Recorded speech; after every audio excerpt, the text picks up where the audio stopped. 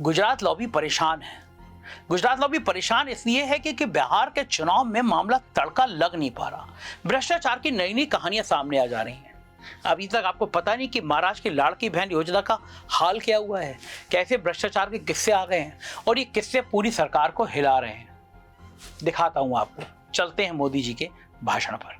माझी लाड़की बहन योजना, ये माझी लाड़की बहन योजना की सिर्फ महाराष्ट्र में नहीं, देश के हर कोने में चर्चा है। बिल्कुल मोदी जी, आज भारत के कोने कोने में लाड़की बहन योजना की चर्चा हो रही है, लेकिन महिलाओं के उत्थान के लिए नहीं, बल्कि आपकी सरकार द्वारा उनके साथ किए गए भयंकर फर्जी वादे के लिए। नमस्कार, मैं हूं संजय शर्मा, आप देख रहे हैं 4PM न्यूज नेटवर्क। बिहार में चुनाव नजदीक है और महिलाओं को रिझाने के लिए मोदी सरकार कोई कसर नहीं छोड़ रही। पिछले दिनों मोदी जी ने बिहार की महिलाओं के खाते में 10-10 हजार रुपए भेजे, जिसे गोदी मीडिया ने मास्टर स्ट्रोक घोषित कर दिया। किसी भी गोदी मीडिया के एंकर ने नहीं पूछा कि मोदी जी ठीक चुनाव से पहले खातों में पैसे डालना क्या वोट खरीदने की कोशिश नहीं है। उल्टा इस पर तालियां बजाई गई और इसे महिला सशक्तिकरण का भयंकर बड़ा सा उत्सव बताया गया। ठीक ऐसा ही महाराष्ट्र में भी हुआ था। 2024 के नवंबर में जब वहां चुनाव हुए तो उससे 4 महीने पहले यानी जून 2024 में लाड़की बहन योजना शुरू की गई। उस वक्त इसे भी महिलाओं के लिए क्रांतिकारी पहल बताया गया, लेकिन आज कुछ ही महीनों बाद यही योजना फर्जीवाड़े और भ्रष्टाचार की मिसाल बन गई। आप जनसत्ता एक्सप्रेस में छपी इस खबर को देखिए, जो कहती है कि महाराष्ट्र में लाड़की बहनों के हक का पैसा डकार गए। कौन पैसा डकार गए? पुरुष डकार गए। 12,431 पुरुष डकार गए। इस खबर के मुताबिक जो स्कीम महिलाओं के फायदे के लिए लाई गई थी, वो कभी 12,431 महिलाओं तक पहुंची नहीं, बल्कि 12,431 पुरुष उन महिलाओं के नाम पर पैसा डकार गए। जी हां, महिलाओं के लिए लाई गई इस योजना का फायदा 12,000 से ज्यादा पुरुष उठा रहे थे। आपको बता दें कि इस योजना के तहत पात्र महिलाओं को हर महीने 1,500 रुपए की आर्थिक मदद दी जानी थी, लेकिन आरटीआई से मिली जानकारी के अनुसार महिला एवं बाल विकास विभाग ने स्वीकार किया है कि वेरिफिकेशन के बाद इन पुरुषों को लाभार्थियों की लिस्ट से हटाया गया है। मतलब जो पुरुष हर महीने 1,500 रुपए ले रहे थे, उनको 13 महीनों के बाद सरकार ने लिस्ट से हटाया। और मामला सिर्फ इन पुरुषों तक ही सीमित नहीं है, इस लिस्ट से 77,980 महिलाओं को भी अपात्र घोषित कर दिया गया, जिन्हें 1 साल तक 1,500 रुपए प्रतिमाह गलत तरीके से दिए जा रहे थे। मतलब महाराष्ट्र में सिर्फ वोटर लिस्ट में नहीं, बल्कि लाभार्थियों के लिस्ट में भी गड़बड़ी पाई गई है। कुल मिलाकर आरटीआई के जवाब से पता चलता है कि 1,500 रुपए 12 महीनों तक गलत तरीके से दिए गए। पुरुषों के हिस्से में 24 करोड़ 24 लाख रुपया और अपात्र महिलाओं के नाम पर 140 करोड़ 28 लाख रुपया बांट दिया गया। कुल मिलाकर 164 करोड़ 52 लाख रुपए का फर्जीवाड़ा सामने आया है। अब सोचिए, अगस्त 2024 में सरकार ने इस योजना के प्रचार पर ही 199 करोड़ 81 लाख रुपए फूंक दिए, यानी असली महिलाओं की मदद से ज्यादा खर्च प्रचार पर हुआ। हमारे मोदी जी प्रचार के प्रमुख हैं। इस समय लगभग 2 करोड़ 41 लाख महिलाओं को इस योजना का फायदा मिलता है। इससे सरकार को हर महीने लगभग 3700 करोड़ रुपए का बोझ उठाना पड़ता है। लेकिन भ्रष्टाचार यहीं खत्म नहीं हुआ। सबसे बड़ा खुलासा तो तब हुआ जब एक और आरटीआई में सामने आया कि फर्जी लाभार्थियों में लगभग 2400 तो केवल सरकारी कर्मचारी थे। मतलब जिन सरकारी अफसरों के कंधे पर यह जिम्मेदारी थी कि आम महिलाओं के हक का पैसा उन तक पहुंचाया जाए, उन्हीं अफसरों ने सारा खेल कर डाला, सारा खेला कर दिया। वाह मोदी जी वाह, ना खाऊंगा ना खाने दूंगा। मोदी जी जो जनधन बैंक अकाउंट और डायरेक्ट बेनिफिट ट्रांसफर का ढोल पीटते हैं, उसको उन्हीं की सरकार के कर्मचारी चूना लगा रहे हैं। वहीं अगर जवाबदेही की बात करें तो विभाग का कहना है कि दोषियों के खिलाफ अनुशासनात्मक कार्रवाई की जा रही है, लेकिन अब तक किसी पर कोई कार्रवाई नहीं हुई और ना वसूली शुरू हुई।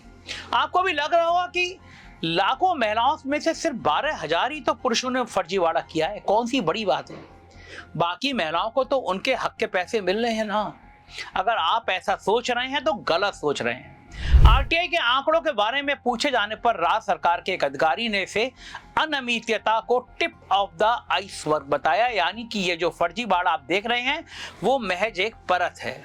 इस फर्जीवाड़े की अच्छे से जांच की जाए तो यह आंकड़ा बहुत बड़ा निकलेगा। अधिकारी ने कहा कि हमें अभी इन अयोग्य खाते में भुगतान की गई कुल राशि की गणना करनी है। वेरिफिकेशन जारी रहने पर ये आंकड़े बढ़ सकते हैं। उन्होंने आगे बताया कि वेरिफिकेशन लंबित रहने तक जून जुलाई 2025 में 26,34,000 संदिग्ध खातों में से धनराशि का वितरण रोक दिया गया है। गौरतलब है कि इसी साल 25 अगस्त को राज्य की महिला बाल विकास मंत्री अदिति तटकरे ने मराठी में एक्स पर पोस्ट किया कि मुख्यमंत्री माझी लड़की बहन योजना के तहत लाभार्थियों में से सूचना और प्रौद्योगिकी विकास की प्रारंभिक जानकारी से पता चलता है कि राज्य के सभी जिलों में लगभग 26 लाख लाभार्थी योजना की पात्रता मापदंडों को पूरा नहीं करते हैं। मंत्री ने पोस्ट किया था कि सत्यापन के बाद अपात्र पाए गए लोगों पर मुख्यमंत्री देवेंद्र फडणवीस, उप मुख्यमंत्री एकनाथ शिंदे और उप मुख्यमंत्री अजित पवार के मार्गदर्शन में उचित कार्रवाई की जाएगी, जबकि पात्र लाभार्थियों को लाभ मिलता रहेगा। लेकिन आज तक इस मामले में कोई कार्रवाई नहीं की गई। अधिकारियों ने इंडियन एक्सप्रेस को बताया कि वेरिफिकेशन के दौरान इन अनियमितताओं का पता चला। एक अधिकारी ने बताया कि कुछ लाभार्थी एक ही समय में कई सरकारी योजनाओं का लाभ उठा रहे थे। कई घरों में 2 से ज्यादा सदस्य लाभ ले रहे थे। हजारों सरकारी कर्मचारी अपात्र होने के बावजूद लाभ लेते पाए गए, जबकि कुछ की सालाना आय 2.5 लाख रुपए से ज्यादा थी। सोचिए, महाराष्ट्र में इतना बड़ा फर्जीवाड़ा हो रहा था और मोदी जी चुनाव रैलियों में अपनी पीठ थपथपाते थक नहीं रहे। महाराष्ट्र में महायुति सरकार महिलाओं को डबल लाभ दे रही है। इसका उदाहरण है महाराष्ट्र की माझी लाड़की बहन योजना, और इससे आपके खर्चों में मदद मिलती है, अपने काम को आगे बढ़ाने में मदद मिलती है। लेकिन कांग्रेस और अघाड़ी वाले बहनों के लिए ये जो योजना बनी है, इसका भी विरोध कर रही है।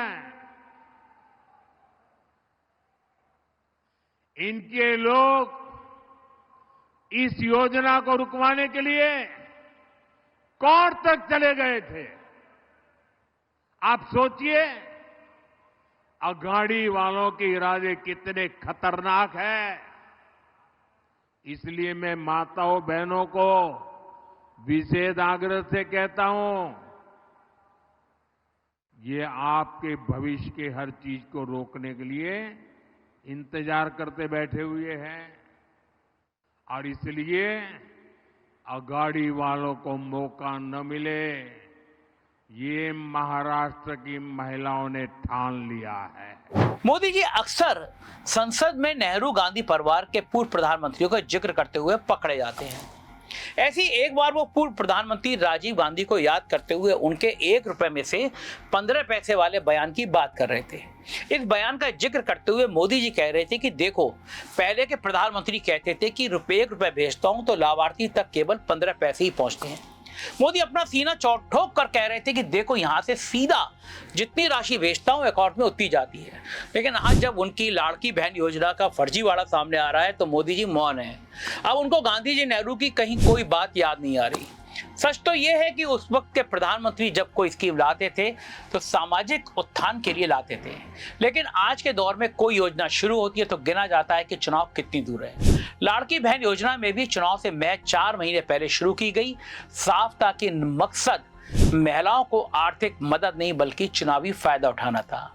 चुनावी मंचों पर इस योजना का प्रचार ऐसे किया गया मानो सरकार ने महिलाओं की जिंदगी बदल दी हो, लेकिन जब योजना की सच्चाई बाहर आई तो मोदी और महाराष्ट्र की सरकार मौन है। महाराष्ट्र की ये कहानी बताती है कि सरकार चुनावी मौसम में वोट बैंक योजना चलाने की आदत डाल चुकी है। नाम भले सशक्तिकरण का दिया जाए, लेकिन असली मकसद वोटों का कारोबार होता है। सोचिए, जो योजना सिर्फ महिलाओं के लिए थी उसमें हजारों पुरुष और सरकारी कर्मचारी शामिल हो गए। क्या ये सिस्टम की गलती थी या एक संगठित राजनीतिक खेल? मोदी जी कहते हैं कि नारी शक्ति का सम्मान उनकी प्राथमिकता है, लेकिन जब उन्हीं की योजनाओं से महिलाओं के हक का पैसा भ्रष्टाचार में डूब जाता है तो ये सम्मान नहीं बल्कि धोखा कहलाता है। महाराष्ट्र में जो हुआ वही पैटर्न अब बिहार में दोहराया जा रहा है। चुनाव से पहले महिलाओं के खाते में पैसे डालकर वोटों का समीकरण साधा जा रहा है। मीडिया इसे फिर मास्टर स्ट्रोक बताएगा, नोएडा के एंकरियां डांस करने लगेंगे, सवाल नहीं पूछेंगे। सच्चाई यह है कि महिलाओं के नाम पर यह योजनाएं सिर्फ प्रचार का हथियार बन गई हैं। लाड़की बहन योजना महिला सशक्तिकरण नहीं बल्कि फर्जीवाड़े का प्रतीक बन चुकी है, जहां करोड़ों रुपए का खेल हुआ, मगर ये कहीं किसी को सजा मिली या कोई जवाबदेही तय हुई, कहीं नहीं। मोदी जी की सरकार प्रचार में माहिर है पर पारदर्शिता में फेल है। बेटी बचाओ बेटी पढ़ाओ का नारा अब बेटी को बहलाओ और वोट पाओ में बदल चुका है। महाराष्ट्र का ये घोटाला हर उस राज्य के लिए चेतावनी है जहां चुनाव से पहले महिला सम्मान के नाम पर वोटों की सौदेबाजी की जा रही है।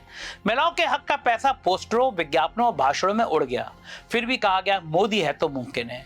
असल में मुमकिन सिर्फ इतना हुआ कि महिलाओं के नाम पर राजनीति का सबसे बड़ा फर्जीवाड़ा किया गया और इसे सशक्तिकरण कहा गया।